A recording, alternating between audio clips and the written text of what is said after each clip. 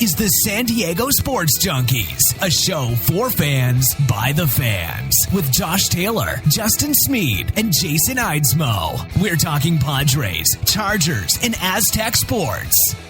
Gotta hit it to the right place. And he hits it out to center. Right center. Blackman's got a long way to go. He's still going. Off the wall. And it is off the wall. It takes a funny hop. Kemp is rounding second.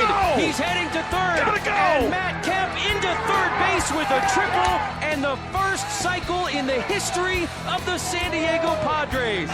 He will hand it off. Tomlinson plows his way towards the goal line. LaDainian Tomlinson, one step closer to football immortality. Tomlinson has tied the single-season record. And the handoff to Tomlinson. Left side, and he will gallop into the end zone. Charger fans are witnesses to history. Pope thought about it. Now steps up. And the freshman hits the jumper at the buzzer. Well, this kid is some prospect. Big time length, big time game. Pope straight away three. Count it. Malik Pope. Pope. Off classic goal. On the other end, Joel doesn't miss that one. Shepard alley-oop to Pope. He got up there. Oh, wow. It's time to let your voice be heard.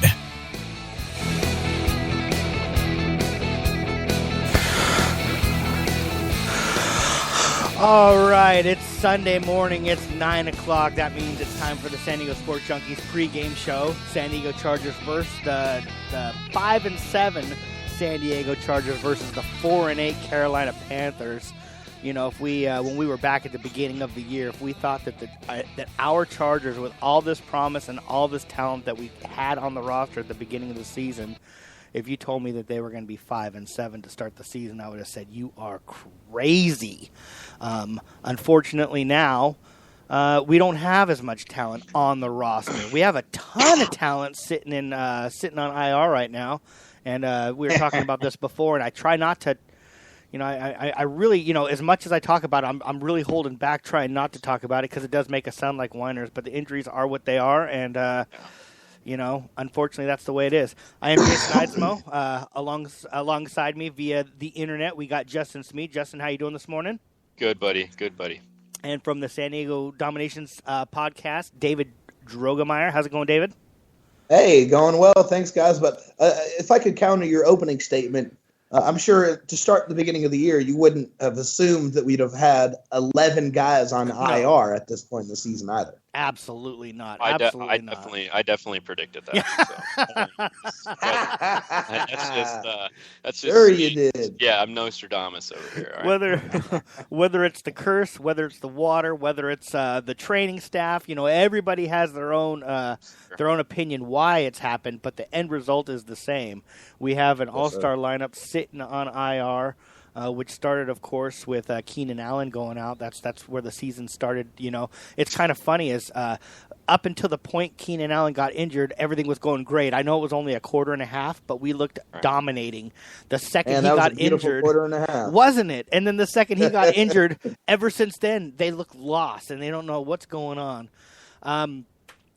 Inactives today.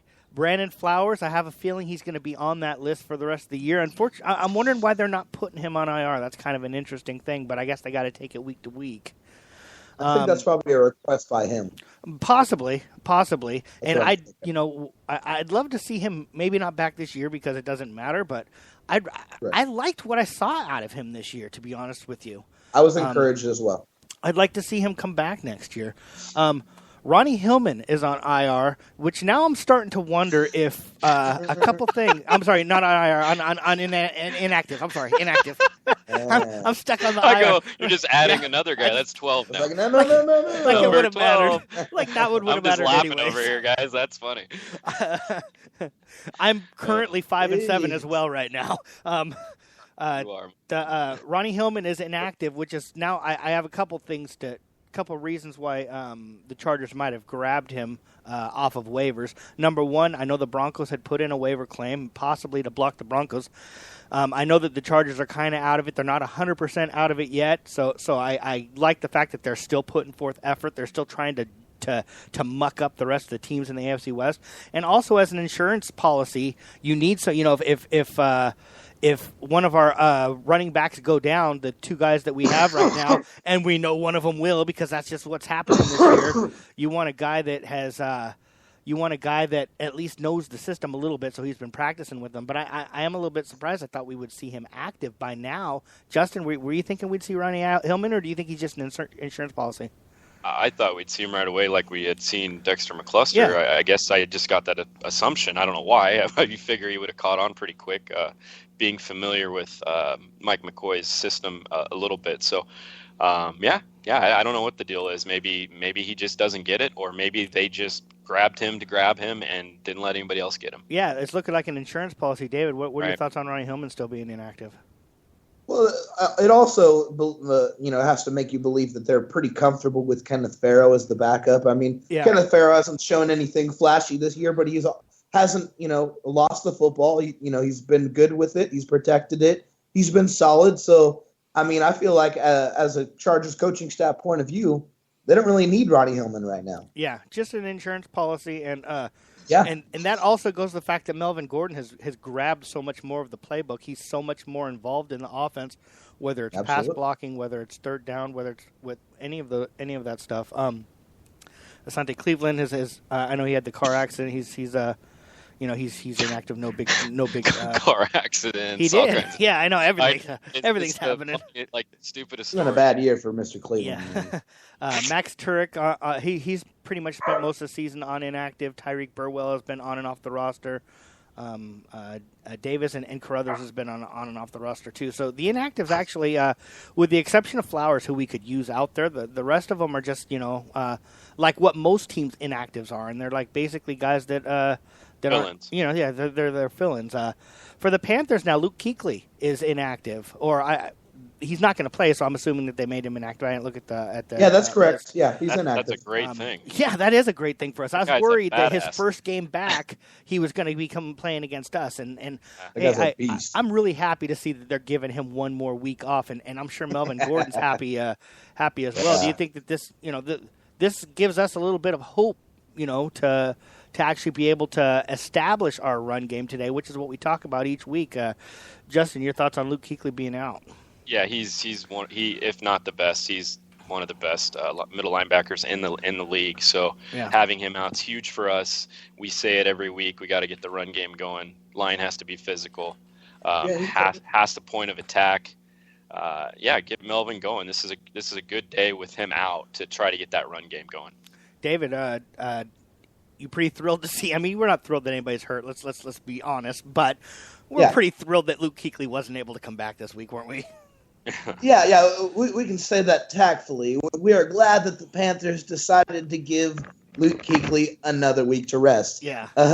While they play the San Diego Chargers this Sunday here in a few minutes. But absolutely, I'm excited that he's not out there. I mean, Luke Kuechly is one of the best linebackers in the NFL, period, when he's on the football field. He has got a nose for the football, and he is a tackling machine. So you have to be excited that he's not going to be out there, especially with Melvin Gordon only 8 yards away from a 1,000-yard season. I know, and we're hoping. Of course, he's going to get that today, but I'd like to see him get that with a nice game, not a 30-yard day or something like that. Yes, sir. Orlando Franklin is back. I almost just called him Jamal Franklin there, Justin. Orlando Franklin is back. I know a lot of people have been down on him because he was a huge signing from the Broncos that hasn't quite had the impact.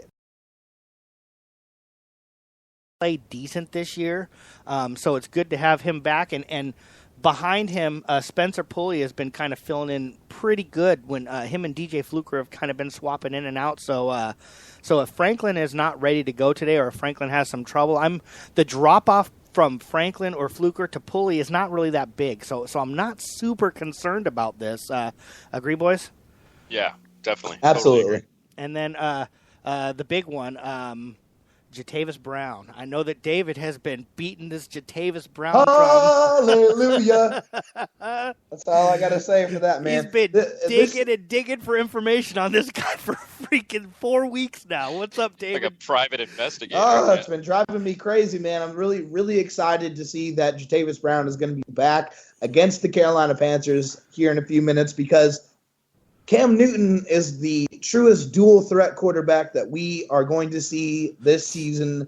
He's probably the best dual threat quarterback in the NFL, period. So to have a guy of Jatavis Brown's athleticism, speed, tackling, rushing ability to be able to spy on Cam Newton is an absolute luxury to have in this game. Yeah, go for it, Justin. No, agreed. You hit on everything, David.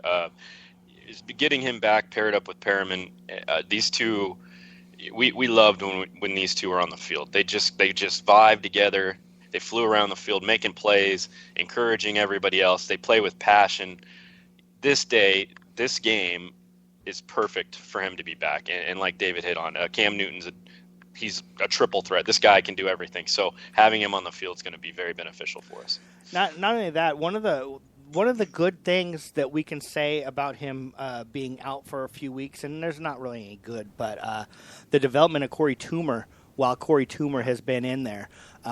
We have got a guy now that can contribute to this team for years to come, and a guy that I feel comfortable rotating in. You know, you always got, for one reason or another, you got Jatavis Brown and Denzel Perryman going, maybe one of them might rotate out. You got different packages and stuff. I'm very comfortable with Corey Toomer, what I've seen so far from him. So the development of Corey Toomer has what been, a steal, by the way. Yeah. I mean, we've marveled at that for a few weeks now, and what a pickup. I mean, good on TT, man, for digging and getting a guy that saw potential, just didn't get his opportunity where he was at, and that's a great find. Absolutely. And also good on Corey Toomer for taking advantage of this situation and showing his skills to hopefully earn a nice little contract here in the offseason. Definitely. Yeah, another guy who, and we'll get to this on the defense. It's actually played pretty solid now that he's been stepped up, and that's Damian Square. He's not having. He's not having a Pro Bowl season. Let's not kid ourselves. But he's certainly stepped up there and said, I belong in this league. I'm a good player. And thanks to the Chargers for sticking with me, because he did get suspended this year. So the Chargers stuck with him. He's come in and he's played solid. He hasn't been Brandon Mebane, but there's only one Brandon Mebane. Absolutely. And we all make mistakes, guys. I mean, we're human. I mean, that's human nature. I mean, Damian Square made a mistake. He paid for that mistake, and now he came back and made the most of his opportunities. Yep, and then the last thing I wanted to mention, David had kind of touched on already. Melvin Gordon just a few yards away from 1,000 yards. Very exciting because it's so nice. We were so bummed last year that we had used a first-round draft pick and we didn't really get the returns on it last year. For whatever reason you want to talk about, we had, 47 different offensive linemen in front of him and all these different reasons. The bottom line is he went in the offseason. He put in the work. The Chargers offensive line has been better this year, and he has earned every freaking of those. What does he have? 992 yards this year so far. Mm-hmm. He's earned every single one of them if you've watched him running this year. And the offensive line has not been outstanding. They've been solid, and he has really, really taken advantage of little tiny holes that he's had. Go for it, Justin. Yeah, no, I just wanted to point out, too, and if we would have thought at the beginning of the year, Melvin Gordon would, week 14 now, or 15? Anyway, something like that. Have about 1,000 yards rushing and a pretty much healthy O-line. Yeah. To say we'd be sitting at 4-7. I know, 5-7. Or 5-7, you would sit there and you would go, no way, because there's no way. Because last year, all we wanted to do was get that run game going, and we have had a semblance of run this year and a threat of that. So it's just crazy how it works, right? You get all the injuries on to really key players, but your line pretty much keeps intact, and your running back's doing well. But then the other half of it just goes to shit too. So I know. It's a really crazy thing, because last year that's all we wanted, right? Get Melvin Gordon going, get him going, and they did. And look, here we are at 5-7. So it's just really crazy how it works. Yeah, absolutely. Go for it, David. Before we go ahead.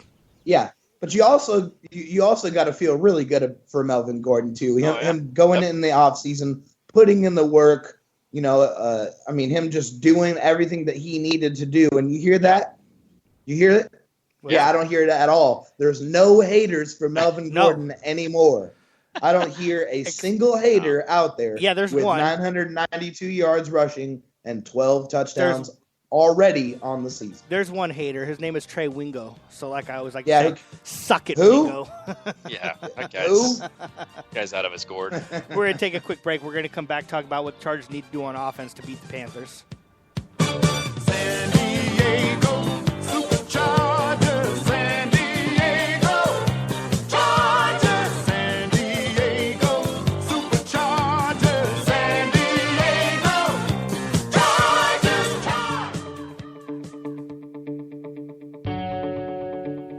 Calling all podcasters.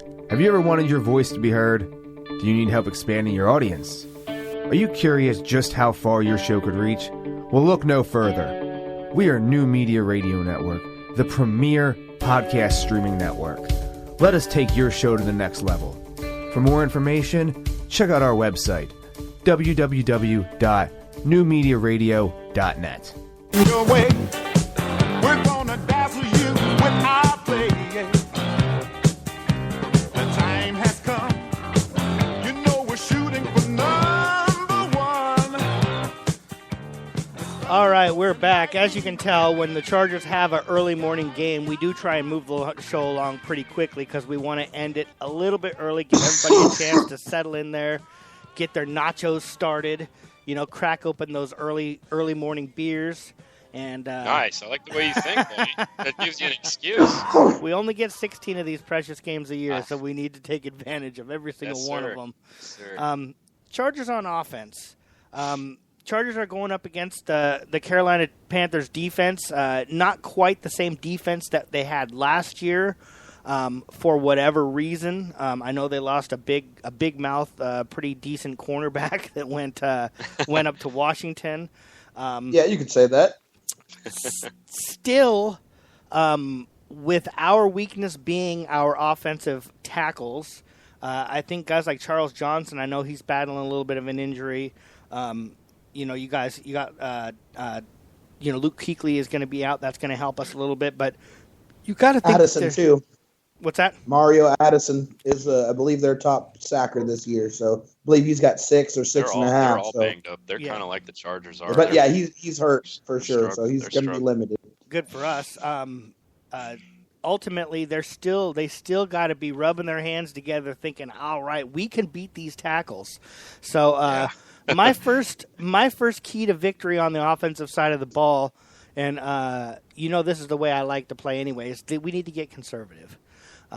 Not just run the ball. We talk about we need to run the ball. We need to play a little bit more ball control. I'm happy you're disagreeing with me, David, because it's kind of boring when we all agree.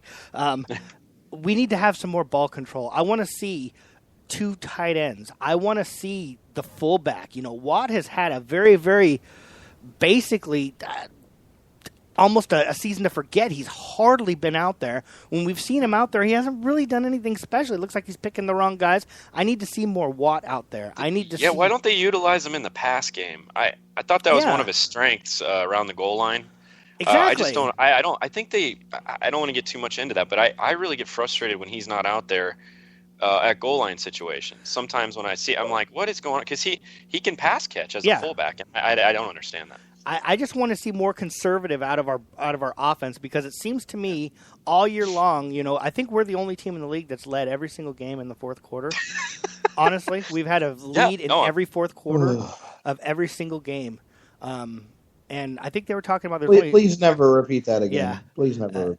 2 teams in the league have trailed in the fourth quarter of every single game. The Lions, who have come back and won like 5 of them, and then the Browns, who have lost every one of them. So I thought that was pretty funny. Don't worry, Anyways, they'll get a win in a couple weeks. One of the reasons why we let teams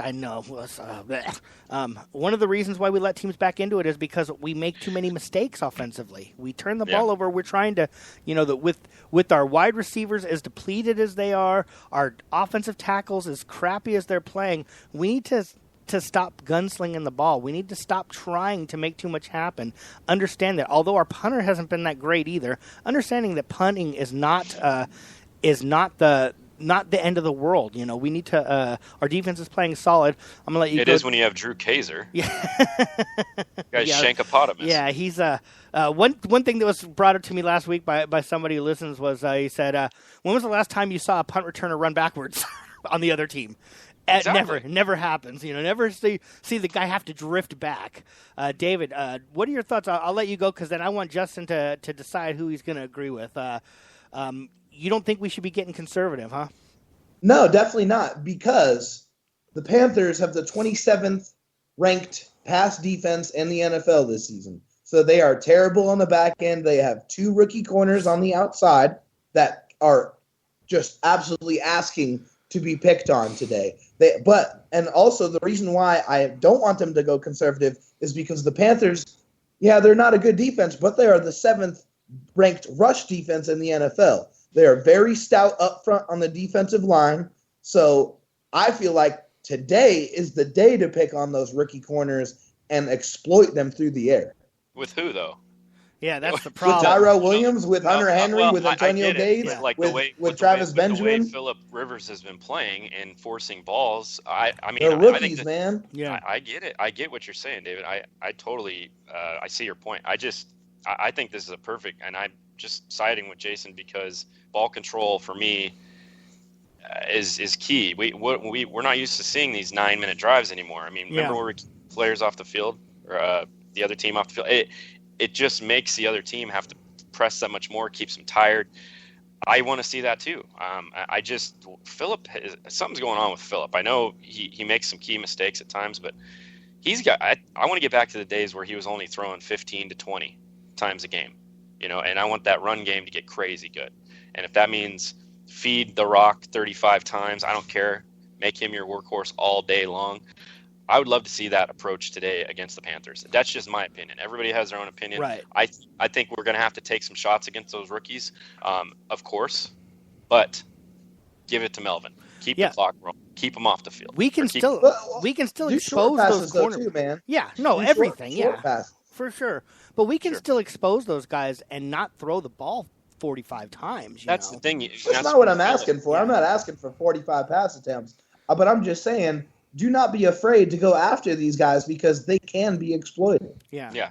One of the things that I've noticed this year is well, first of all, Phillip has made some mistakes. I'm a huge fan of his. I'm a huge Phillip Rivers apologist, if you want to call me that. I think we all are. He's made some terrible choices as well. But if you also notice, a lot of the passes that are getting picked off that aren't from a bad choice, because some of them are bad choices, our guys have zero separation, none. And they're bouncing off a guy's hands too. Because of that, because of the fact that there's no separation, they have no room to catch the ball. If it is not, even if it is perfect, sometimes the ball's bouncing up because the guy's getting his hand in there, and it's not all on him. He has made some mistakes. Let's not be I certainly want to make sure Hal understands that I do see that that he's made some mistakes, but we're not getting any separation at all with our wide receivers, and that's been huge, a huge problem here. I mentioned earlier the 2 tight end sets. I want to see some more 2 tight end sets. We need to start exposing teams. We need to start showing them that we have some very good tight ends in this league, and we need to start using them. A la the New England Patriots when they had their 2 standout tight ends. We need to start using these mismatches and taking advantage, especially with Kuechly not out there, taking advantage of these linebackers, making them sorry for rushing 5 and rushing 6, making them pay. And I think our our tight ends can do that, and we need to have some 2 tight end sets. Justin, agree?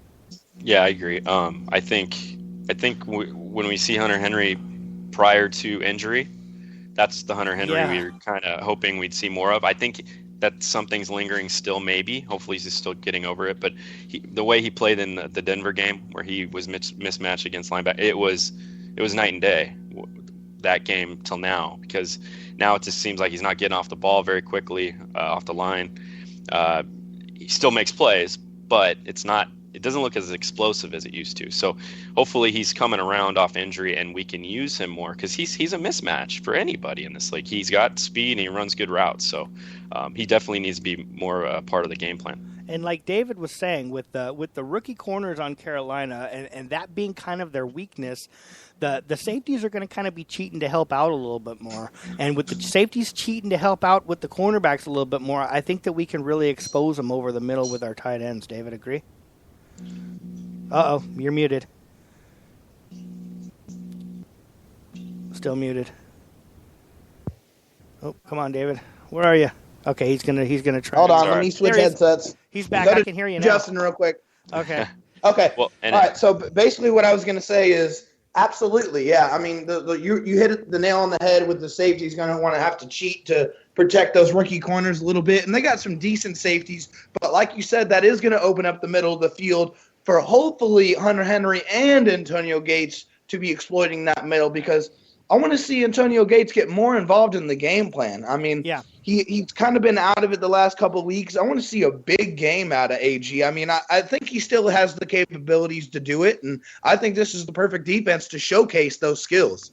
I agree, and we'll talk more about this when the season gets over, but I actually want to see Gates come back for one more year, not as our number 1 tight end, but as our number 2 tight end, because I think that if they kind of make that swap next year and we go back with we come back with Hunter Henry as our number 1 guy, and Antonio Gates is our number 2 guy, I think that he's still, one of the top tight ends in the league. He's just not the one that we're used to seeing. That's all.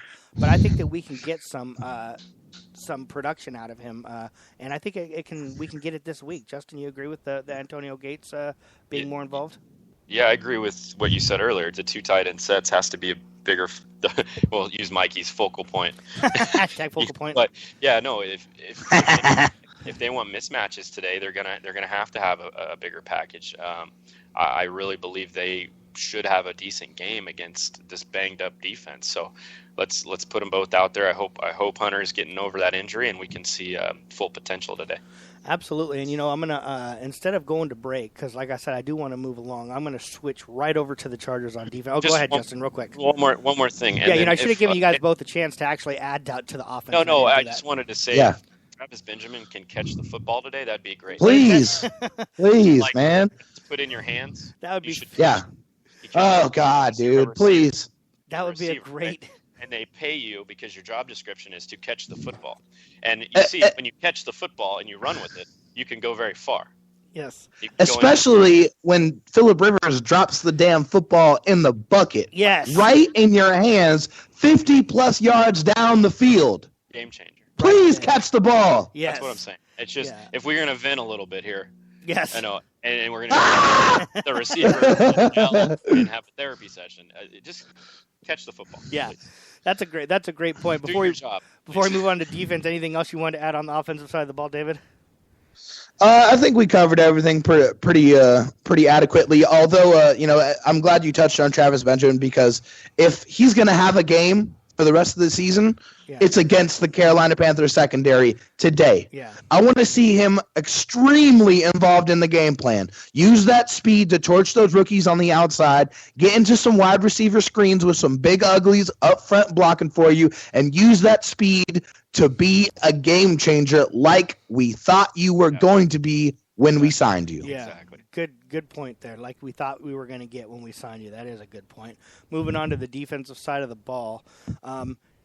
This week especially, our defense has to understand that this is tackle football. This is not two-hand touch football. And correct. How many, with Cam Newton as the quarterback, who is a tough guy to bring down, how many sacks has Melvin Ingram this season left on the field? 5, maybe 6? It seems like every single week. And I'm not talking about reaching around and barely touching him. I'm talking about 2 hands on the guy. You think he's going down, and all of a sudden he gets away. What is going on? And I'm hoping that, like we talked about in the beginning, that with Denzel Perryman and Jatavis Brown out there, those guys are pretty solid tacklers, Yeah. They're going to understand that we need to wrap these guys up. And it's not just Cam Newton at quarterback. They have Jonathan Stewart. He's not an easy guy to bring down. Fozzie Whitaker, those of us who are Charger fans understand because he was with us for a little while, but these guys need to wrap up and start tackling again, like they were so good a few weeks ago, and then all of a sudden they forgot how to tackle. David, what's your thoughts on the tackling? Yeah, Melvin Ingram needs to go to the Joey Bosa, Denzel Perriman School of Tackling, gentlemen. I mean, when Joey Bosa wraps his hands, even when Joey Bosa gets a sniff of the quarterback, that quarterback usually goes to the ground. Yep. And if Denzel Perriman hits you, you're definitely going to the ground. So Melvin Ingram needs to take a page out of those two gentlemen's book of tackling and implement it in his game. And if he did, he'd probably sitting around the 10 or 11 sack mark at this point in the season. Yeah, he's been doing a lot of what we saw at Manti Te'o, getting himself into position, getting there, and then not making the play. And we've seen a lot of that from Ingram this year. Justin, what are your thoughts on the tackling from especially Ingram this year? My thoughts are pine tar. Lots of it. Put it on, slap it together, and stick them, brother. I mean, it's been crazy, right? I mean, how many times? We just talked about this. How many times have you seen both those guys in the backfield and barely missed that sack? And some of those have been big plays. I can remember Jameis Winston making a play last week. A couple of them should have been sacked. And you just got to do it. You got to get to the quarterback. And this is a prime game for either Joey Bosa or Ingram to have a great game because of the way Cam moves in the pocket. He turns around a lot. He goes different directions. He's like a blind turn where he's not sure. Exactly, and he's going to get hit by one of these guys today. You're going to see some brutal hit. I think Joey Bosa probably have a better day than Melvin, but these two should be able to wreak some havoc today, barring anything. I think that push up the middle's got to be key for the Chargers defense today. Secondary-wise, Casey Hayward, we've been very happy with what we've seen this year. Craig Mager has been forced into the starting role, and he hasn't had a really good season. He hasn't been god-awful, but he certainly hasn't been very good. Trevor Williams, though, kind of been he's so far had a quietly pretty decent season. Enough Agreed. for them to release the other one, Steve Williams, Pierre Desir, and Pierre Desir as well, because Trevor Williams has actually come out and he's had a pretty decent season, solid. Yeah, I'm wondering if Williams is the other guy that should be starting at cornerback and maybe moving Mager, who I'm not giving up on. But Mager looks like he lacks a lot of confidence out there to me. Just the fan. I'm not breaking down film, but when I watch him cover a guy, he looks like he's terrified of getting beat deep. And he's given way too much ground, and he's allowing way too much in front of him. I don't think I'd mind seeing Trevor Williams out there kind of getting some more snaps from Mager. Justin, what are your thoughts on the cornerback so far, or what we have going on right now? Well, I can't disagree with you. So, I mean, that's something I could see happening too. I'm obviously not a huge fan of Mager. I think he always looks lost out there, but he hasn't been, like you said, god awful, but not very good either. Yeah. He allows a huge cushion underneath, and that's not good. I think you're right. I think he worries about getting beat over the top and just being burned, but he's gotta play more physical at the point of attack because it doesn't look very good. And I like Williams, Trevor Williams. Yeah. I like his potential, and I just like the way he plays. He plays with a little grit, and I like that. Now, David, when we talk about our secondary, one thing that we do need to talk about is the Panthers. Panthers wide receivers. Ted Ginn Jr. He's a burner. He drops passes, but boy, he blazes. He blazes. Philly Brown's another guy who's kind of flashy and can really, really make you look bad. Kelvin Benjamin has been so interesting to me this year. The first game of the year, I looked at him and I said, this guy's going to have 200 catches and 2,000 yards this year because he cannot be guarded. And then he's had just games where he absolutely has been shut down. I'm not saying, they shut him down to 1 or 2 catches. He's had 0 catches a few games. And the only reason I've paid so close attention to him is because he's on my stupid fantasy team, which I hate. I hate fantasy football. Fantasy football sucks. But I watched him. Go ahead. Real quick, man, before we go on to Benjamin, I got just one thing I wanted to talk about with Mager is when you put him in different situations, you're setting him up to fail because he's best suited as a press corner. When he gets in and he gets a jam off the line, he's much, much better. Yeah. Him covering deep is not his game, and they need to stay away from that. That's really all I wanted to say on that. And I actually agree with you, and I want to see him play more aggressive style. And if he gives up Yes. the play, he gives up the play. I'd rather see him give up a deep ball every once in a while than give up eight short balls, because that's what he did last week. When I'm getting all upset now. When Winston went back to throw, he just said, "Where's Mager? Where's Mager?" That's where I'm going because I got 9 to 12 free yards every single play, and I like what you said about the press. I want to see him play more press. I want to see him get more aggressive. He gives up the play. He gives up the play. Honestly. Right. But let's stop giving up the 9 plays. Yeah. At least stop his momentum. Stop the receiver's momentum at the point. Exactly.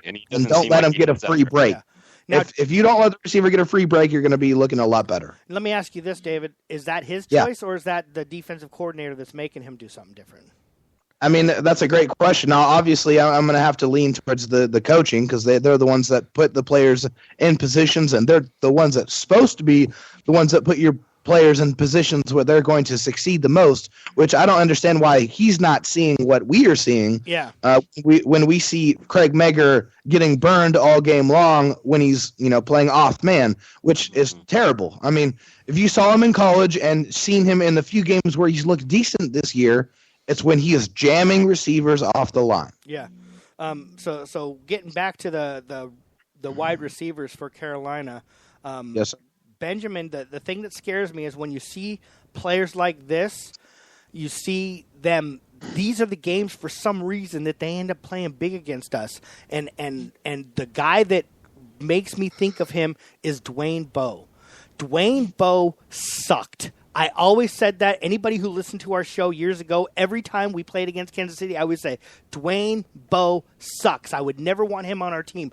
But he always played good against the Chargers. For some reason, he was big, and he'd catch, 9 balls for 120 yards against us. I'm thinking, how the hell is this sucky guy doing this? And I worry about Kelvin Benjamin, being uncoverable today. Kelvin Benjamin going out there and just whenever they need the ball to be completed, just throwing it up to him and him catching it. That's what he was doing week 1, and I'm worried about that. David, should I be concerned? Well, I mean, there's one thing you got to remember, gentlemen. There's a guy that's on our team. I think you've probably heard of him. His name is Casey Hayward.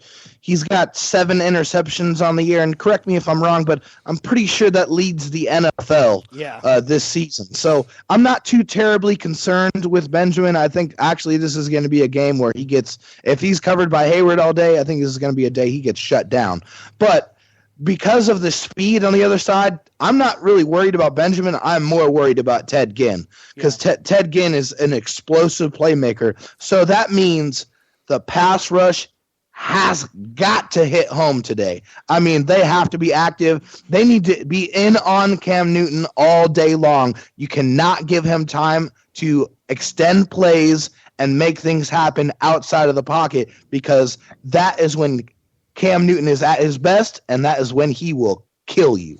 And I like Jaleel Adai, what I've seen since he came back from injury. Dwight Lowry, the last few weeks, has actually played pretty decent. Solid. Neither one of those I look at as an advantage for us back in coverage, though, to be honest with you, against a guy like Ted Ginn. Ted Ginn's going to run by them like it was me. And that does concern me a little bit, Justin. Yeah, same thing, man. I think this is a day where Devin Funchess might have a big day if he's active. I know he's banged up, but because Devin Funchess is more involved than Ted Ginn. Usually, they just take shots with Ted, and that's fine. But like you alluded to, Devin Funchess has all the tools too to make plays. So there's some good receivers over there on that side. We're going to have to be concerned all day. I think Casey Hayward's going to do a really good job on Benjamin today. They will try to get to Benjamin regardless of who's on him. But Casey's going to have make his plays. Casey's shut down some good wide receivers this season. So it's been nice to see. And I'm I can't remember all 7 of his interceptions in my mind right now, but I don't think any of them have been garbage interceptions. I think he's gone and he's made a couple off deflection, but he was right place, right time. Yeah, most of them he's had good coverage and he's making the play. Yeah. So that is good, and that's a good point there, David. Is we got Casey Hayward. All right, we're going to take a quick break. We're going to come back on the other side. We're going to make our predictions. You guys have stolen my thunder. I thought I had some really, really good, unique predictions, but kind of the stuff that I'm predicting you guys have brought up. But if you've been watching me, you notice I haven't been writing anything down. This was all written down before the show. So I'll come back with my prediction. You guys give your predictions, and we'll be back in just a minute.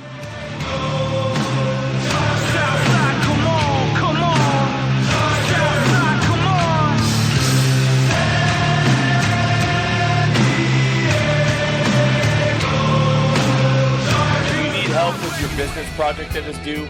Maybe you need business cards to help your business stand out.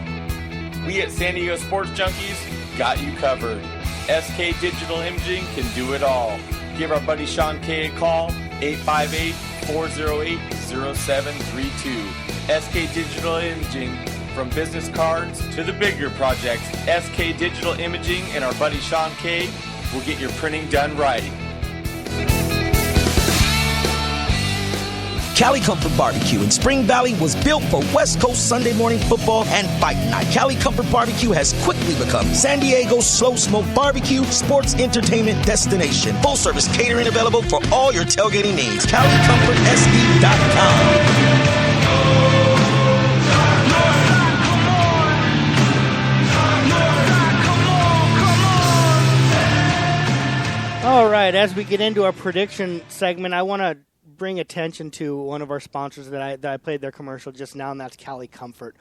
Cali Comfort, if you are anywhere near San Diego on football Sunday, or when there's a UFC fight, or when there's a big boxing match, any of that stuff, you need to head out to Cali Comfort. They're huge supporters of the local community. They're huge supporters of the diehard of the Save Our Bolts movement. Their goal support. They have out at H5 or H3. Is it H3? I think it's H3. H3 before every Charger game. They're out there. Home game. Before all their home games. The road games, you go out there. Besides all of that stuff, with all the screens and all the great beer and everything, the food is fantastic. Yes. The food is so good, and they're big supporters of us. They've been with us since the beginning of the show, so we don't talk enough about them, and they're just awesome. Yeah, thanks, Sean, and everybody over there. Huge shout out to Cali Comfort. Love them, everything that they've done for you guys and just for the San Diego community in general. Yeah, definitely. Very involved. They don't just go and make food and collect money. They're really, really good at giving back. They have a big barbecue competition for the amateur barbecues. We've been part of that before every year. It's just awesome. They're really worth checking out. With that being said, it's prediction time, boys. My favorite time of the show. It's predictions that usually go wrong, but that's okay. That's most predictions do. The one or two times that I'm right, I make sure I shout and make a big deal about it because it only happens once or twice. Hit me last because I'm going to go with another game speech, guys. Good. Okay. You'll go last. My prediction, unfortunately, I keep saying this. I keep banging this drum. The Chargers do not have enough talent left on the roster to win consistently. Not that they won't win any more games, but they shouldn't be favored to win any more games except Cleveland. I got the Panthers winning 27-17. However, my predictions, I'm going to predict good stuff for the Chargers because I want to see good things happen. My player of the game is going to be Joey Bosa. He's going to have 2 sacks and a forced fumble. You guys were talking about Joey Bosa earlier. Like I said, I wrote this down before any of you guys spoke. And my bold prediction, which is another one that got stolen from me, and that's Travis Benjamin. I got him going for 100 yards and 2 touchdowns today. Now, if that's not bold from what we've got from this guy, and 0 drops, by the way. I'm throwing 0 drops in there, too. So 100 yards, 2 touchdowns, 0 drops. And unfortunately for us, when this game is over, we're going to find out that Jatavis Brown will be out for the year. That's my sad prediction at the end. The one that David doesn't like to make, but since we started making them, they started winning, and then I don't know what happened last week. Justin, what do you got for your prediction? Yeah, no, I think the Chargers will play well today. I really do. I think they'll come out swinging. I think it'll be a competitive game. I just, unfortunately, on the road, I agree with you, Jason. I think 24-22, we barely get beat. But like you said, Jason, and I've said this every week.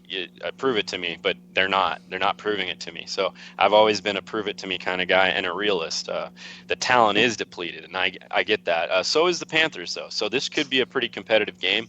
I see it being very close. I just give the edge to the home team, and that's it. 24-22. I hope the Chargers get a win. I hope I'm wrong. Player of the game, I'm going to go with Joey Bosa because I said it earlier. I'm going to just say he's going to have 3 sacks and probably a forced fumble to really change the game, the dynamic of the game. For a bold prediction, I'm going to go Hunter Henry, 100 yards and 2 TDs today. One of these tight ends has got to get going, right, at some point. I think he's going to have a great day. So another Charger loss, unfortunately, but, I'm looking for a really good performance by the Chargers all around. Good. I like it, actually. Go ahead, David. All right, well, on my show, I picked against the Chargers, but I'm feeling a lot better, actually, today. So I'm going to go against the grain, against you two guys, and I'm going to pick the Chargers to win today. There you go. Especially, and there's no way in hell, honestly, that I see them losing by less than 7 points if they do lose, because they haven't lost by less than 7 points all season long. Right. So I don't see the Carolina Panthers being able to do that to the Chargers today. I'm sorry. That's not going to happen. In my opinion, my bold prediction is going to be that Jatavis Brown comes back with a vengeance. I'm going to say a sack, an interception, and a forced fumble for the young gun today. I'm looking for a big performance out of him, spine Cam Newton all day long. Nice. So that's what I'm looking for. So here's where I'm going. Chargers are going to win this game 27-21. I feel comfortable with that. I feel like they're going to win big. I want to see them play fast. I want to see them play physical all game long. Remember, this game is 60 minutes, 4 quarters, not 1 half. There are 2 halves to this game. So bring physicality all throughout. Yes. And just go fucking play football, man. Preach, this is football. Remember, the 4th quarter is still part of the game, gentlemen. So go out there and play it until the clock hits triple zeros. Go get a fucking win in Carolina today. That's it. I love it, David. Let's play the 4th quarter like it's the 1st quarter, for crying out loud. Yes. They play solid 45 minutes. Yeah. It's good. Yeah. And the Chargers, they're done. Yeah. They're tired. Yeah. I love it, David. With that, there's not a whole lot to say after that. You get me pumped up for the game. The game is going to be starting in about 15 minutes. We're going to let everybody go. Justin, once again, Happy Sunday to you, love fellas. doing this with you. David, San Diego Sports Domination Podcast. We love bringing in an outside opinion, kind of set us straight on a few things and disagree with us on a few things, and ultimately pump us up at the end. So we appreciate you being part of our pregame shows all year long, man. Thank you for having me, man. It's been a blast. All right. Go Bolts. Go Bolts. We'll see you guys Wednesday. Peace. Go Bolts, baby.